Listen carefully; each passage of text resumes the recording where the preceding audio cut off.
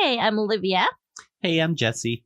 Welcome to our podcast about relationships. You've heard all the other relationship podcasts before. Now listen to one more. Hi, everyone. Happy New Year's. Happy New Year. Happy 2019. Today we're recording this podcast. The date is January 1st, 2019. Great podcast, you guys. High quality material we have here today. I'm so glad it's the new year. Me too.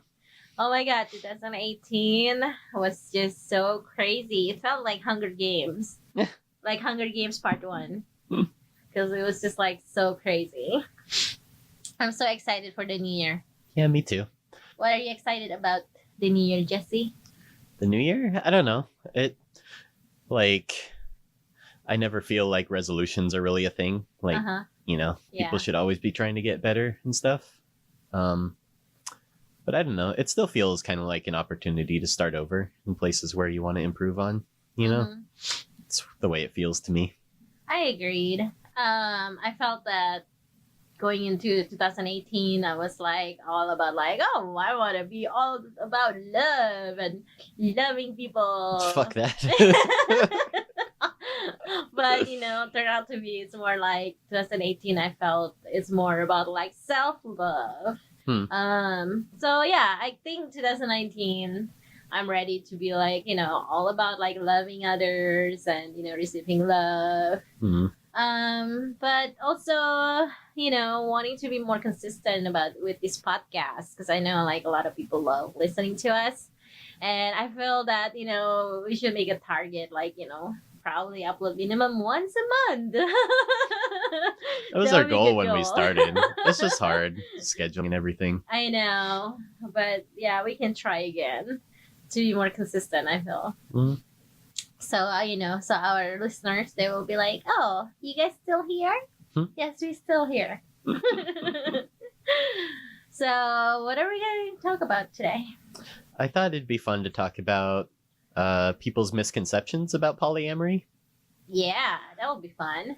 Because, I think, first of all, it wasn't something I even knew existed. Like when you told me about it, I didn't know it was even a thing. And second of all, I think people confuse it with the stuff they see on TLC. Which one? The My Five Wives? All or of them. Sister Wives? Rock of Love. What? No. Flavor of Love. That's VH1. And it was like from early 2000. TLC, I think they're like Sister Wives, My Five Wives. I don't know if there are other 19 kids and counting. I just mean like people, think it's polygamy. Polygamy, yeah. And they also think like, everyone sleeps in one big giant bed and I still want that giant bed. Have you seen that commercial on Facebook advertising? There's like this like giant bed. That like, I don't know. It was like double king at least. That's funny. I don't think we have a room big enough for that. Yeah, and it sucks to be the person in the middle. The people in the middle.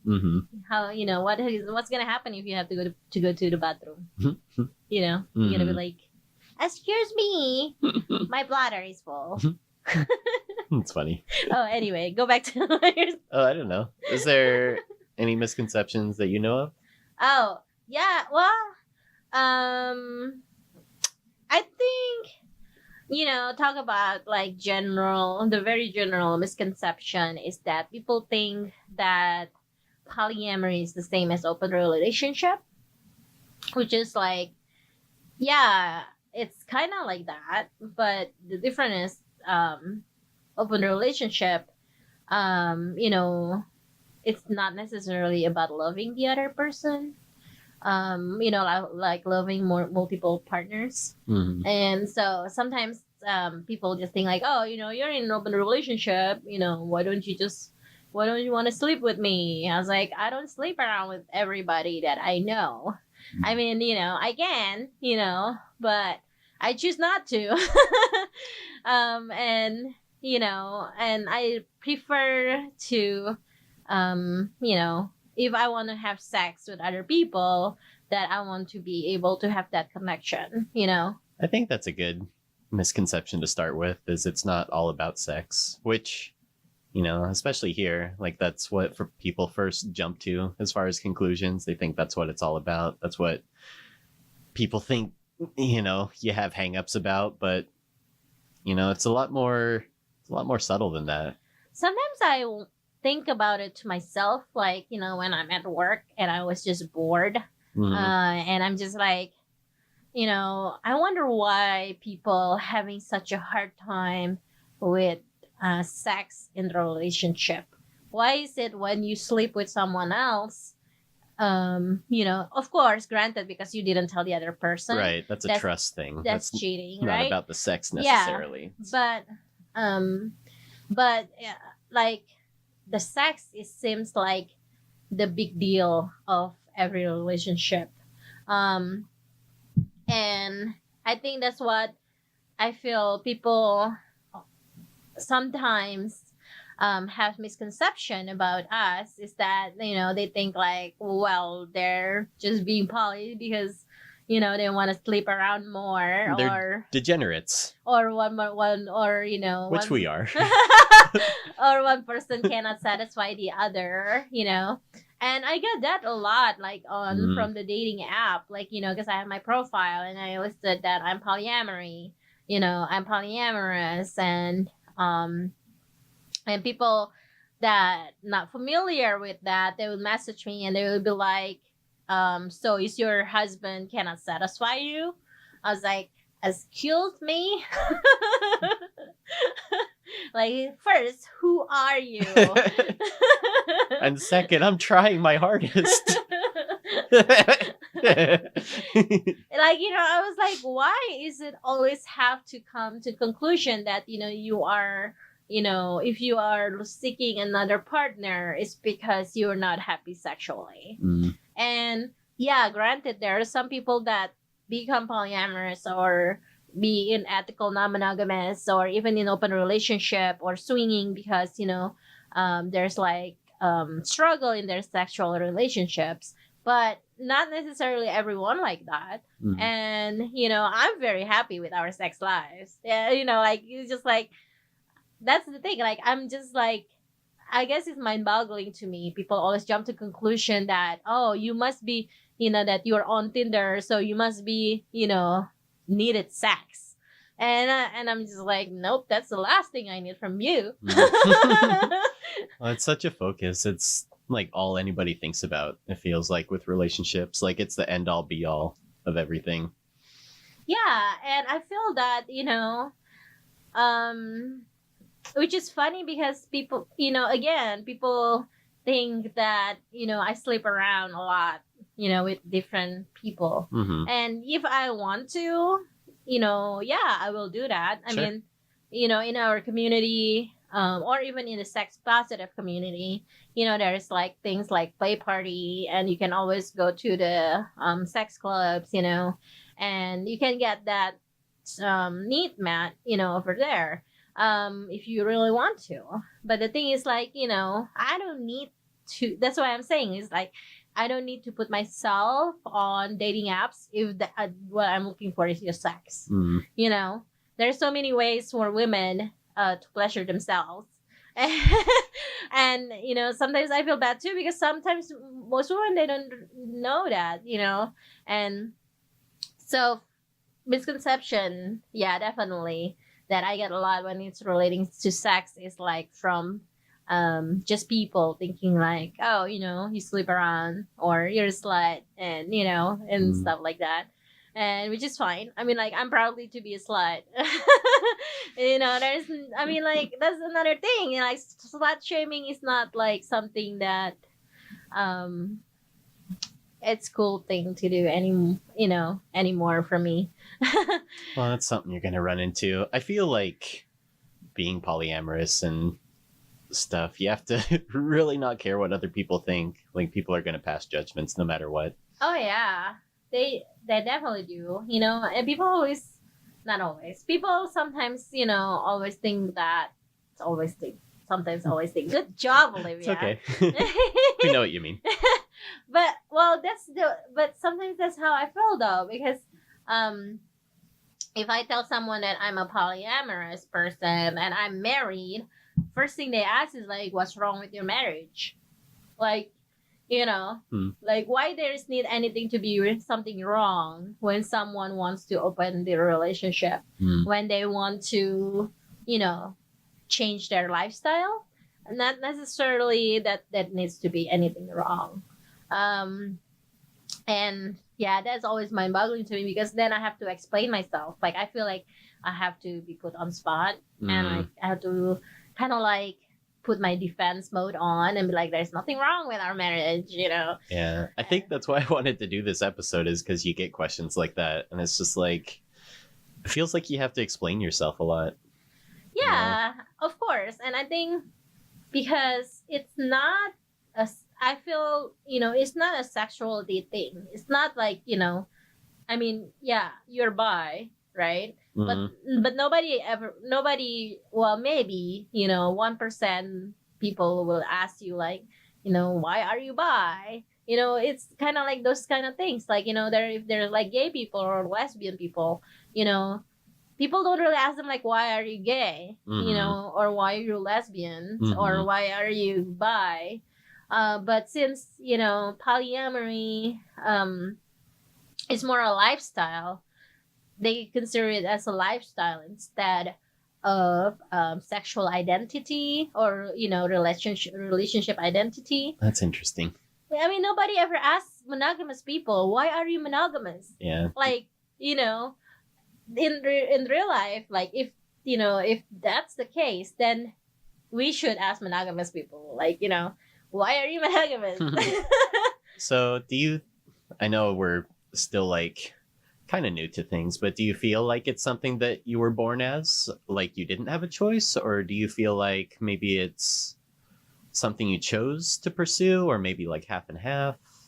I feel like for me, that I was born as a polyamorous person, functioning as monogamous. But again, the proof is like in all my failed relationships in the past. Either, because I was bored, or I was like, just seeking someone else. That's like, those are like kind of like the track records that I felt like, oh, I don't think I'm a monogamous person, or I don't think, this is a right lifestyle for me. More and more every day, I feel like, yeah, I'm a polyamorous person, because like, seeing my partners being happy, and then seeing them with other partners, and seeing them happy, like seeing everybody are happy, that's like just making me happy. So, and I feel like, so I think that's, how to define it for me. It's a good way to describe it. What about you? So when you were saying that, I feel like that's something that didn't come naturally to me. Like I feel like I'm probably more on the monogamous side of things. Monogamish. But yeah, I certainly didn't feel that way starting out. Like that's something I kind of had to learn to have, just like a different perspective and a different mindset. And most of it's just hang-ups about my own insecurities. Like I'm a very insecure person. But I've always felt really secure with you. Like I've always felt really comfortable with you, and like our relationships always felt very stable. And I think that's one of the reasons like I was okay with it, to try it with you. Even though I didn't feel those things, they call it compersion, where you're happy for your partner being happy with another person. Like I didn't feel that for a long time. It took time, and I think just being exposed to it over time helped with me. And and it's fine to be poly and not feeling compersion. Like it doesn't matter like how many years you're in poly relationship. Not everybody can feel compersion. Everybody, probably still feel jealous or envy or whatever, and that's fine. And I don't know. I'm glad that you are different than me, because I feel like if we're the same, then it will be a disaster. That's funny. I feel like it needs to be needs to be like check and balances. Mm-hmm. You know, and because it's easy to get wrapped up in, you know, just like, oh, you know, I just want to see my partners all the time, Mm-hmm. and then neglecting everything else in the world. Mm-hmm. I saw that happen. Not to myself. Thankfully, I've been able to kind of like balancing, even though a little bit struggling at times. But yeah, but I saw like, you know, other people that, you know, kind of like struggling with that. Mm. So I'm glad that we're different in a way. Me too. Makes things interesting. Yeah.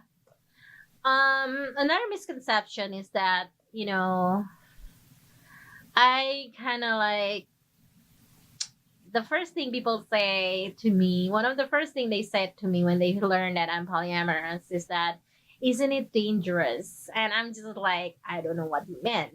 Please clarify. Mm-hmm. And then they're like, well, you know, you are at risk for more STDs, STIs, you know, and pregnancy. And I was like, yeah, I don't want to have kids. Mm-hmm. But yeah, that's why like there's such things called birth controls.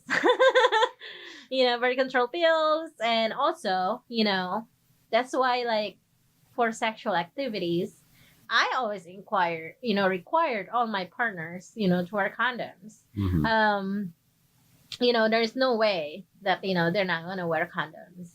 Like with me, like, you know, I mean, if they have like a steady partner, you know, that they're not wearing condom with, and they've been together for a long time, then I don't really care. But when they have sex with me, then, you know, require them to wear a condom. Mm-hmm. But so it's not dangerous. I mean, the risk, you know, I don't think the risk is higher either, because I feel like when I was monogamous, you know, every time I changed partners, right? And we became steady. So, you know, I just used pill, and then the other, my ex-partners, you know, my ex-monogamous partners at the time, they didn't, you know, use condoms anymore, right? Mm-hmm. And at the time, like, we never really talk about our sexual past. And I felt that, you know, that's more dangerous than what we're doing right now. Like, I feel like in the poly community, you know, we always, you know, advise people safe sex, practice safe sex, you know, sex talk, like, you know, talk about sex with your partners, you know, talk about, you know, sexual history, STI, and all that. And so I feel like, you know, it's actually less dangerous for me. What do you feel about that? It's very educational and open. Like, you know, like you were saying, everyone talks about that sort of thing, and everyone's open and honest. Like, you could make the argument that, you know, if somebody's cheating on their partner and not telling them, you know, that's just as much of a risk for STIs as being poly. You know, you could still, I mean, hopefully no one cheats, but people do. Oh, yeah. And, you know, so I don't know. Everyone's at risk in their own ways, I guess. Mm-hmm. What other misconception do you get? Shoot, I just had one. That we don't all sleep with each other's partners is one I hear a lot. Like, I don't sleep with Olivia's partner. She doesn't sleep with mine. Not yet. No, I'm kidding.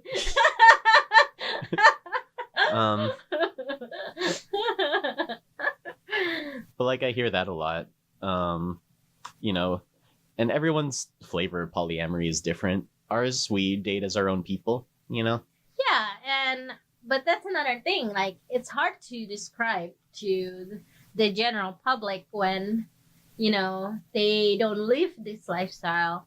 Like, for me, sexual activities, not just like, you know, not like I just want to have sex with everyone. Again, I have to say that. It's because, like, you know, I have my preferences, you know. I'm attracted to certain type of people, you know, physically. And also chemistry is important for me.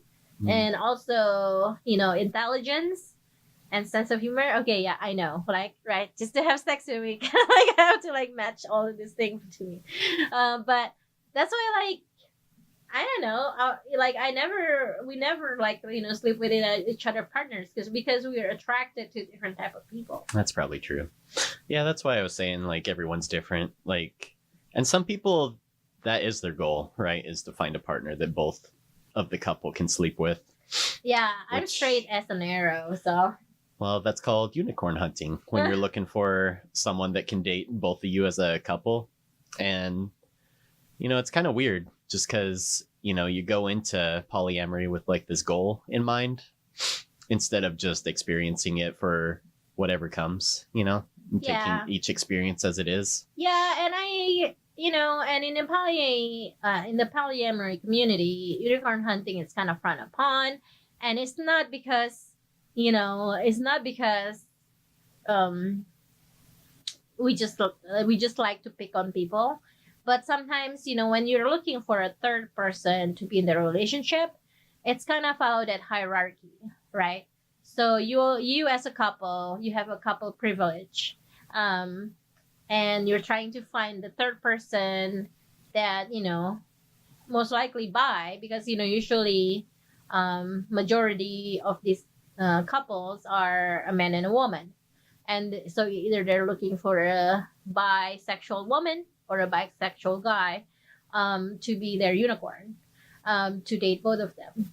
And that's where it's kind of like frowned upon, because not every couple aware of their couple privilege, and not every couple understand that this third person is just, it's a person with feelings and need, and this person is not just there for your sexual needs or your romantic needs or emotional needs.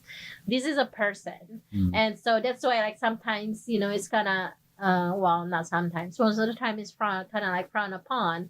For me, I don't really care. If people want to be unicorn hunters, they can be unicorn hunters. And if you want to be unicorns, you can be unicorns. Yeah, as long as they're happy and it's consensual. Yeah, but you just need to be aware though of like, your privileges if you're the couple, having like hierarchy and, force it upon someone. That's not a cool thing to do. And another thing is, like, if you're a unicorn, you need to understand your boundaries. You need to be aware of your boundaries and what what is okay for you and what's not okay. But yeah, so no, the answer to people like wondering if we all sleep together, no, maybe someday. Yeah, it's an option, but it's not something we seek out to do. It's not a requirement. I still want a giant bed. That basically you just gotta just for you on. Oh, yeah. Roll around. Me and Gizzy, we just gonna roll around. Me and the cat roll around the bed. What other things that pop up sometimes? So another misconception I know of is, we kind of touched on it earlier, the difference between an open relationship and polyamory. So I think people confuse the two, and they assume that we don't know about each other's partners. It's sort of like a don't ask, don't tell thing. Yeah. People assume that that's how we operate, and it's really the opposite. Like, I know all your partners, and we even hang out and we do stuff together. And I think people don't know about that part of it. Yeah, and I think it's fine too if, like, you have your partner have another partner and you don't really want to get to know that partner, as long as everybody in that polycule agreeing on that, that's totally fine. But what Jesse and I are doing, we do the kitchen table style poly, which is a non-hierarchy. So we like to do activities with our partners and our metamorphs. Yeah, I got that too, actually. It's kind of like funny. It's like talking to one of my monogamous friends, and she's like, oh, so what are you gonna do tonight? It's like, oh, I have a date with so and so. Oh yeah, what does he what did he do? And like, my friend wants to get to know this person better. So I told her, like, yeah, he's blah blah blah, his age, and then he's married, and it's just like, that's his wife? No. Right, yeah. You are dating him? And I'm just like, yeah. I mean, it's just like, I think it's something that people need to get used to, but I don't know how you can get used to that if you're not around the polyamorous people. Well, I feel like that's why that's part of the reason why I want to do this podcast, is because all of this stuff I had no idea about. Like, I didn't know this was the way people lived. And when I tell people about it, like, they're not aware of it either. Like, I've never talked to a person and they're like, oh, polyamory, I've heard of that. Like, nobody knows what it is. Oh, yeah? Yeah. I'm the opposite. Good thing. Yeah. I guess I'm lucky. Phew! Yeah, we have different crowds. Not that they're, like, judging or anything. They just don't know what it is and they're curious. So, yeah. I always like to educate people about, being poly and all that. Because, I feel like it's helpful. It's not necessarily like so they will be poly. Right. It's more like, hey, so if you see someone else like me, then you know how to interact with them. Right. I mean, we're not different than any of you, and that's another thing too. Like, I feel like since I became polyamorous, so my background, before 2018, I was working doing network marketing, like a consultant part of network marketing business. And so I have all these friends, other consultants, right? I have like hundreds of them that like connected with me through Facebook because we were in the same business. Mm-hmm. And business going slow down, and then so I took another job last year. And also, when I came out as being polyamorous, most of them like didn't say anything, and so now it's just kind of like they just like kind of like not talking to me. There's a few that still do, and that's all I need. But most of them, they don't say anything to me, that's kind of hurtful. It's just because like it's not, I'm still the same person, Right. I just have a different lifestyle. I'm still married to Jesse, because there are more about families, like they're married, they have kids, and I'm not like that. One thing that was different, that's already a different part of it. But but since like I became polyamorous, like nobody really talk to me much anymore about things, which is fine. But I felt like people will treat you differently because they perception of you is different, right? It's kind of like all this time like they think I'm an orange, and then suddenly turn out to be I'm an apple. And then like they just like, I don't like apple. And that's fine. I mean, it's just like one of those things that is kind of sucky. But yeah, I think I just feel that I guess they can judge me whatever they want to judge me, because I'm sure like some of them listen to this podcast too before the first episode. But yeah, you cannot really change people's perception of you, really. True that. And, some of them, like, I felt that some of them, kind of like, it's ironic because, like, my friends, they kind of like, married, they have kids and all that, right? And now, like, most of them, like, got divorced last year. And I felt bad for them. Yeah, that's sad. Because, it's kind of like, well, but I don't really judge them for that. But that's kind of shitty that, like, I feel like they judge me for this. Yeah. Which is whatever. I mean, I guess, Well, it's so different. It's such a different lifestyle. And I hate to use this word, but I feel like a lot of people probably think it's gross, Yeah.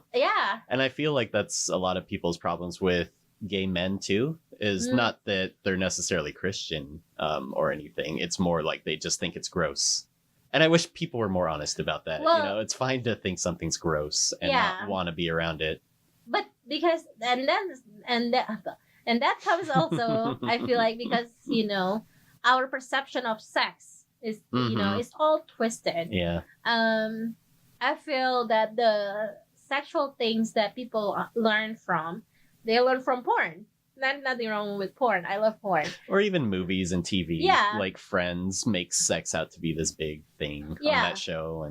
But I mean, well, just like the gay men are being gross, misconception is because like they think that they have anal sex, butt stuff. Gross. Yeah. Which is like, yeah, I agreed. If like, your poop is everywhere, it's fucking gross, but not kink shaming.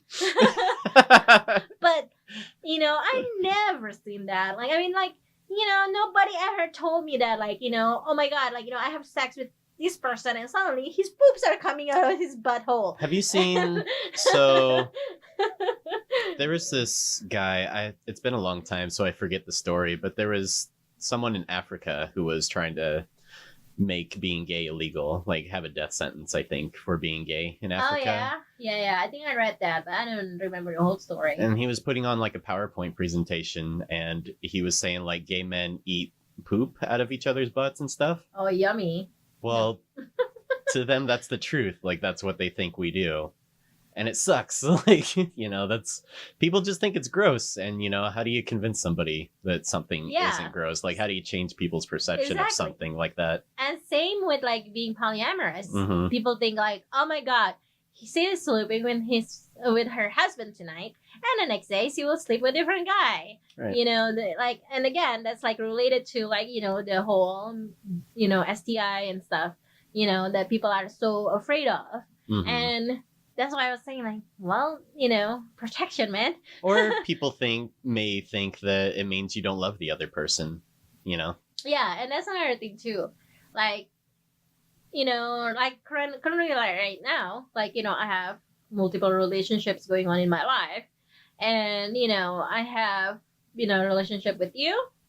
And I have other relationships. I have another romantic relationship going on. And I have another kind of like semi-romantic relationship, not without any sexual component in it. So it's kind of like, you don't have to. I was just like so baffled sometimes. It's like to explain this to people. It's kind of like you don't have to like just love someone and then have sex with them and then like trying to achieve a goal. Fit into a box. Yeah, like you can love someone, not have sex with them because this person either like they're asexual, demisexual, gray sexual, or they just like they just want to have sex. They just want the romantic part of the relationship or the friendship part of the relationship. Mm-hmm. So they're people, they're that part of the relationship too in this world. Mm-hmm. and they're like relationship that's strictly just sex, like there is no romance in it. Mm-hmm. And that's fine too. Mm-hmm. And so being in another relationship with another person, it doesn't mean that you don't love that person. Mm-hmm. I get that all the time too. Yep, definitely. Yeah. They always ask like, so you don't love Jesse anymore? Or, what's wrong? What's wrong with the relationship? Mm-hmm. You guys are not happy? What? It's weird, right? Like, I don't know. You're taught that you're only allowed to love one person. If you love someone else, that means you don't love the first person. Yeah, but that's so dangerous though, because like I felt since I became polyamorous, is that when I was monogamous, that's how I functioned. Mm-hmm. And I feel like I functioned that way, and I feel that that's the function, the destroyer function. I want to call it that way because when I was monogamous and I felt like, he's supposed to just love me, right? And I became this person who's just like, okay, if he wants his own me time, he wants to play his video game, he wants to make his art, he wants to see his friends, he wants to read by himself. He wants to do any activities just by himself. That means he doesn't love me. And, that's not, and that's a destroyer mode. Because, why, that's like a disaster for a relationship. Because, why you think of it that way, right? It's kind of like, it reminds me of when you were saying, like, you're happy to see your partner's happy. Yeah. Feels like that's kind of the opposite. Like, when you see your partner's happy, doing something without you, then you're unhappy seeing that. Yeah. So I feel like, it's kind of twisted. Yeah, that's the one that, people need to question about when, when you feel like, oh, he's supposed to only love me. Or have a good time with me. Yeah. Yeah. I mean, what about, your self-love? Like, what about, like, you love yourself first, right? And that's the thing. You need to love yourself first. You cannot just, like asking someone to love you. Because the problem with that is, like, if you don't love yourself first, it's like if you're asking someone to love you, and then that person love you as much as he can, but that's not good enough for you for whatever reason of your standards or your expectations or whatever you have in your head, then, you don't have anything to fall back on. You just, like, that's all you have. But, like, I feel like if people just, like, well, I'm going to love myself first. And then if this person is going to love me for who I am, then cool. Cool, man. But but that's how, like, I like about being polyamorous is, like, it shaped me to be this type of person instead of, like, the destroyer mode that I have before. It's definitely changed me a lot too. Like the way I perceive, like I've always been very averse to sex. Like it's always been kind of something that's made me uncomfortable. Yeah. And it's forced me to be have a lot more positive attitude about it, which I had very negative perceptions of it. And like I had all these hangups, and I still do. Like I'm still really insecure and stuff, but I'm definitely a lot more comfortable hearing about it, and I think that's been good. That's been really beneficial to me to not be so hung up on something that ultimately isn't as important as everything makes it seem, Yeah, and I think people also have this misconception of me as being this, when it comes to sex, like they think that I know everything, I experience everything, and I do all the kings, like I was like, dude, no, like I wish I do, but it's just like in the real world, it doesn't function that way. I mean, like if you're seeking, if you're seeking like certain things that you want to happen, I feel like sometimes that's not happening. So my approach with sex is like, I just enjoy it, and if like somehow what I desire or like what my fantasy is or my king, my fetishes, happen, then that's great. But, I'm not gonna like, just like trying for every opportunity to make it happen. Well, that's kind of like using people as objects, right? Like you were saying, instead of treating them as people, if you're just trying to get an objective met with having sex with someone. Yeah, and I think that's another thing too, is that I feel, so this is a different misconception now that I want to talk about. It's not really about the general public or the non-polyamorous people misconception of us, but people that just starting out being polyamorous misconception about polyamory. Because I feel that there are quite a bit of new people out there that like, oh, I want to embrace polyamory with my partner, or even though if they're just a solo poly, that they think that they need to have a multiple partners right away, when they just started out. That's a misconception that I want to tell people that like you don't have to, because I feel that a lot of people think that, oh, I'm polyamorous now, that means like I need to have more than one partner, and I have only one partner right now, or I have zero partner right now. So I need to be on every single dating apps, and like just go with all the dates, even though I don't feel connection with this person or chemistry, and just like accepting every relationship that come my way, even though there are red flags, you know, please don't do that. Yeah. That's an interesting misconception. I didn't even think about that. Yeah, because you know, I felt like I was that person when I just started out. I felt like, oh my god, now you know I'm embracing polyamory. I want to have multiple partners, you know. So I just like you know being on dating apps. It's just like great. I still use dating apps, but you know I didn't really think clearly on the type of people that I want to have in my life, and you know, or my boundaries, you know, or what I desire to have in a relationship, what their communication style is. So, you know, after like trial and error, I figured that out, you know. But I wish like someone would told me that, like, you know, this is a misconception that you have as a new polyamorous person is that you need to have multiple partners right away. No, you know, I would suggest people, you know, to educate themselves before they're you know seeking out multiple partners hardcore, or you know what you want, know your boundaries, know the type of people that you're attracted to, you know, then that way you don't waste your time. I mean, I'm not saying I wasted my time because definitely I learned a lot from it, but if I could save you know some people headaches, you know, that would be great. That's a really good one. I like that. Yeah. Yeah, it's something I wouldn't have thought of. I don't know. I think it's hard to nail down all this misconception that people have. Our experience is only so much. Like something I wanted to talk about was like polyamory and children, like having kids and being polyamorous, but we don't really have experience with that. But there's examples of polyamorous families and the kids have more than one positive role model in their lives. Like, you know, people always assume that it's bad to be polyamorous and have a family, but there's a lot of good examples of it out there too. Yeah, maybe in the future episodes we can find people with kids and we can interview them. That would be fun. That'd be interesting. Because yeah, we don't have kids, we just have cats.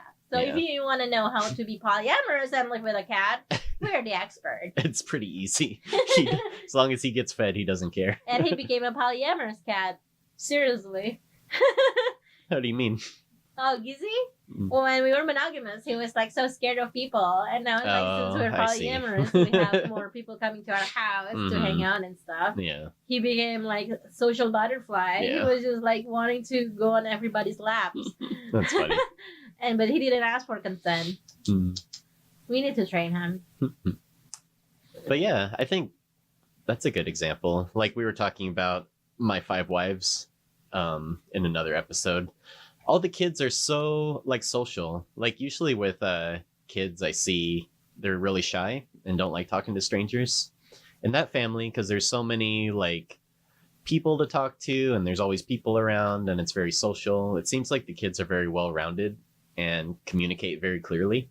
Yeah. Which I think is probably the case in a polyamorous sort of family. Yeah, I hope so. I mean, I don't really know, but like, yeah, example, our cat. Yeah. That's a good example. Not. Yeah. So I think, you know, that's all I have though. For this episode. I mean, I'm sure after like we sign off, I'm gonna be like, I remember I want to say this. I know this guy said this fucking thing to me one time. Yeah, like, smack you. But yeah, I think this was good. We talked about, you know, a lot of people's misconceptions about polyamory and hopefully answered some questions to anyone who's not familiar with it, what it's really like, at least as far as our example. Yeah, definitely. Okie dokie. So I think that's all for today's episode. Yeah. Yeah. Excited for the new year with you, boo. Yeah, excited for New Year with you, boo. People everywhere are like, I know, gross. Speaking of gross. I'm excited to see where this podcast goes to by the end of the year. Yeah, it'll be fun. I know. Blue Apron, sponsor us, please. Oh yeah, if you want to use the code, we need to come up with a code. We'll have to think about that. 69, 69, 69. Gross! So what is that? 696,969. Oh, by the way, we're also on iTunes now. And we're gonna upload the rest of the episodes. But yeah, the first episode's already on iTunes. Mm-hmm. So if you want to subscribe there, you can. But of course, you can always, go to our site, JessieOliviaPodcast.com and listen it there. But it's easier, I feel like, if you subscribe because it will help us too. Mm-hmm. And it'll leave us a review. Woo-hoo! Now I can say that. Please give us a good review. Don't say like, these 2/3 don't know what they're doing because we already know that. That's not very helpful.